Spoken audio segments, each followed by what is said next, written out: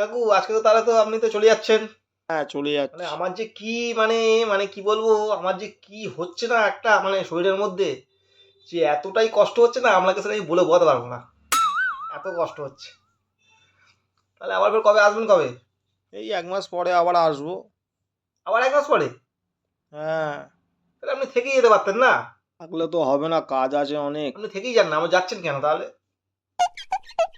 আপনি চলে যাচ্ছেন, আমার যে কি মানে কি বলবো, কি যে একটা আনন্দ, মানে এই কি একটা মজা হচ্ছে যেটা আপনাকে বলে বোঝাতে পারবো না। আপনি আনন্দে ছিলেন, ভালো মন্দ খাওয়া দাওয়া করলেন, আমাকে অপমান করলেন, না আমাকে আমার নামে ভালো ভালো কথা বললেন, মানে কি বলবো, আমি খুব খুশি হয়েছি। মানে আমি চাইছি আর নেক্সট টাইম যেন আমার বাড়িতে আপনার আপনি না আসেন। আমি মনে মনে ভাবছি আর কি, নিজের মনকে বলছি, কিন্তু কিছু করার নেই, আপনি তো আসবেন, আবার বন্ধু বলে কথা, বাবা এত ভালোবাসে। তো এটা কি জানেন কি, বাবা কিন্তু একদম পছন্দ করে না আপনাকে, একদম পছন্দ করে না। উপায় নেই, তাই জন্য কিছু বলতে পারে না মুখের উপরে, তাই আমি বলে দিলাম। তো চেষ্টা করবেন নেক্সট টাইম না আসার, অবশ্যই।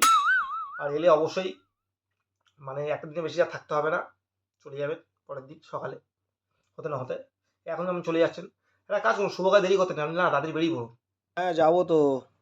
ট্রেনটা কটায় না না, দেখি। আপনি একটু তাড়াতাড়ি বেরিয়ে পড়ুন।